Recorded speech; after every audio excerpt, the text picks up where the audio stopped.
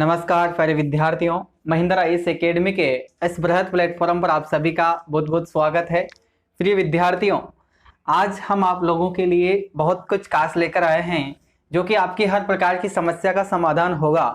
ठीक है, यानी कि आप लोगों को पहले जो टेस्ट दिया जाता था वो इस प्रकार से दिया जाता था कि आपको पहले पेपर देते थे, उसके बाद में आप उसका आंसर देते थे। ठीक है, लेकिन अब ऐसा नहीं होगा। अब आपको समय का प्रतिबंध रहना पड़ेगा। पहले आप लोग चीटिंग भी कर लेते थे क्योंकि आप तुरंत गूगल पर सर्च करते थे और आंसर दे दिया करते थे। ठीक है, लेकिन अब आप ऐसा नहीं कर सकते।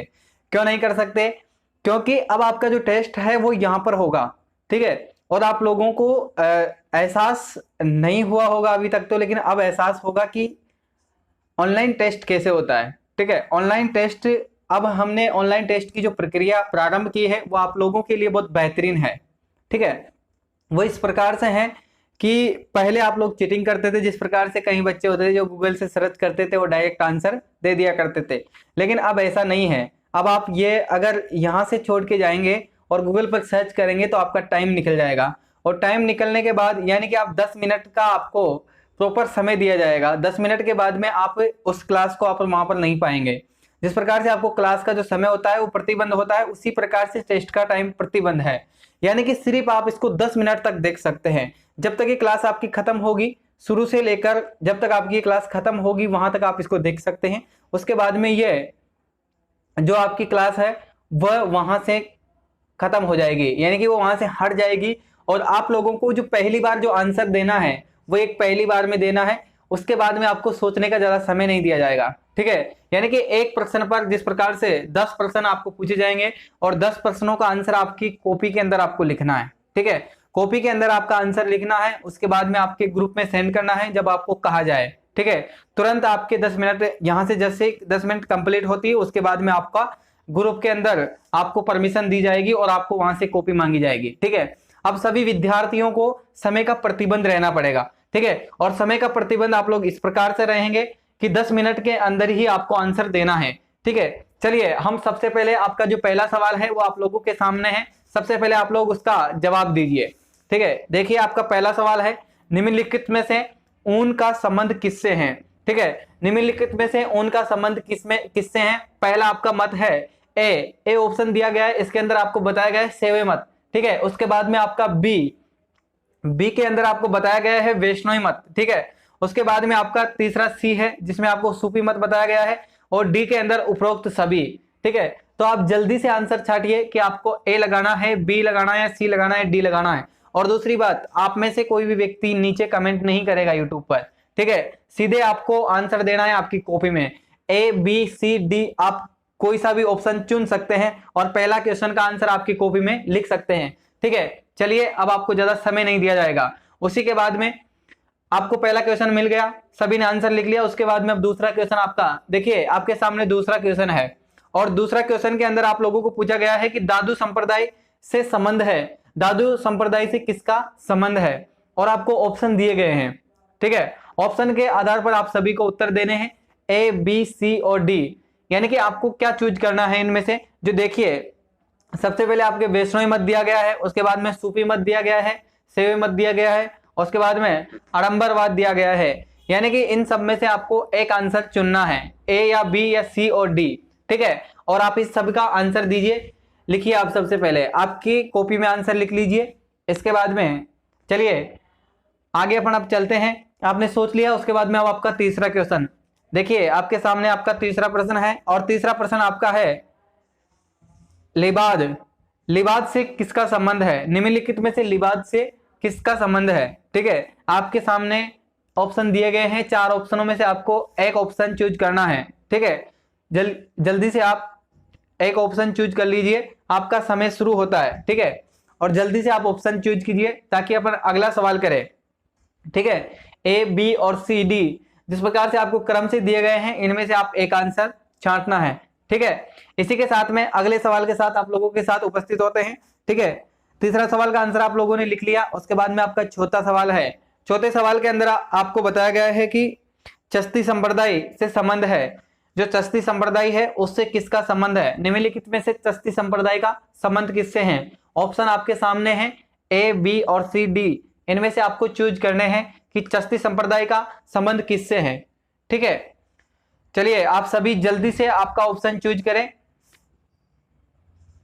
ए, बी और सी, डी, इनमें से आपका एक ऑप्शन चूज करना है। जल्दी से आपकी कॉपी में आप आंसर लिखे। ठीक है, इसी के बाद में आपका अगला सवाल है, पांचवें सवाल की अगर अपन बात करें तो पांचवा सवाल आपके सामने है, लिंगायत से संबंध है, निम्नलिखित से लिंगायत का क्या संबंध है, किससे इसका संबंध है, इसके बारे में आपको जवाब देना है। आपके सामने ए और बी और सी और डी इस प्रकार के क्रम से आपको दिए गए हैं, इनमें से आपको एक आंसर छांटना है। ठीक है, जल्दी से आप आपकी कॉपी में इसको लिखिए। उसके बाद में अगले सवाल की ओर चलते हैं। ठीक है, आपने सोच लिया होगा। इसी के साथ में आपका अगला है छठा सवाल, और छठे सवाल के अंदर आपका है नक्शबंदी। नक्शबंदी जो संप्रदाय है उसका किससे संबंध है, नक्शबंदी निम्नलिखित में से नक्शबंदी संप्रदाय का किससे संबंध है, इसका आंसर आप लोग दीजिए। जल्दी से आपके सामने ऑप्शन है, चारों ऑप्शनों में से आपको एक ऑप्शन चूज करना है और आप लोग लिखिए जल्दी से।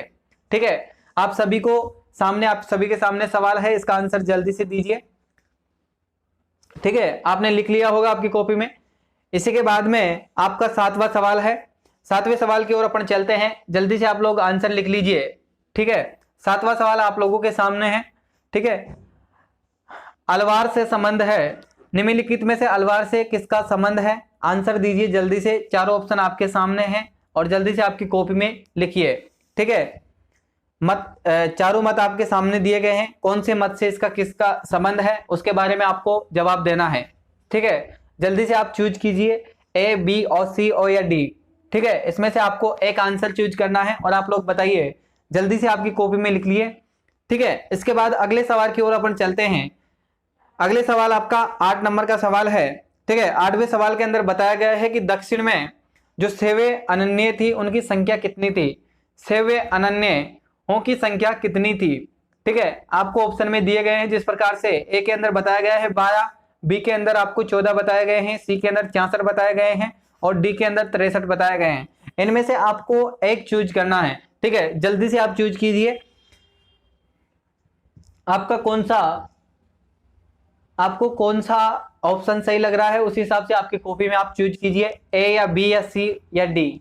ठीक है, चलिए अगले सवाल की ओर चलते हैं। आपने चूज कर लिया होगा।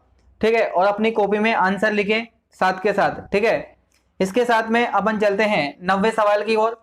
90वें सवाल है आपका वैष्णोई संप्रदाय, जो वैष्णोई संप्रदाय थी यानी कि वैष्णोई जो मत था, अनन्यायों की संख्या कितनी थी, वैष्णोई अनन्यायों की संख्या कितनी थी, वैष्णोई जो मत है उसके अनन्यायों की संख्या कितनी है। सवाल आपके सामने है, आपको आंसर देना है। ऑप्शन में आपके दिए गए हैं 66 दिए गए हैं। ठीक है, जितने भी आपको ऑप्शन में दिए गए हैं ए, बी, सी और डी, ठीक है, उसमें से आपको चूज करना है क्या आपको ऑप्शन में दिया गया है और क्या आपको उचित लग रहा है। ठीक है, उसी के आधार पर आपको आंसर देना है, ए या बी या सी और या डी। ठीक है, चलिए अगले सवाल की ओर चलें। आप सभी ने आंसर लिख लिया होगा। अगले सवाल की ओर अपन चलते हैं। आपका लास्ट सवाल है आपका, जिसमें बताया गया है कि द्वारका से संबंध है, द्वारका से किसका संबंध है इसके बारे में आपको बताना है। इसके अंदर धर्म दिए गए हैं आपके।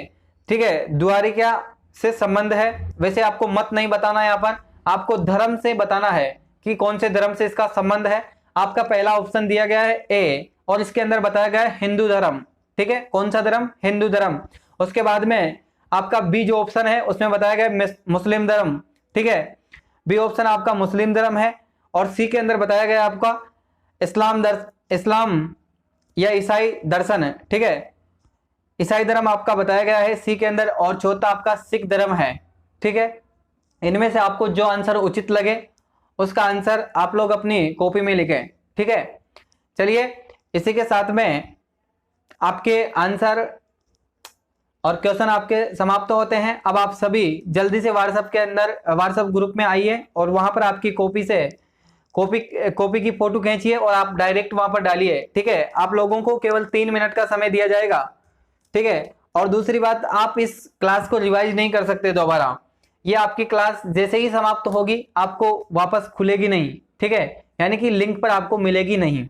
ठीक है, चलिए चलते हैं और आप सभी जल्दी से आपका आंसर लिखकर आपने जो आंसर लिखा है उसको फोटो खींच के आप जल्दी से ग्रुप में डालें।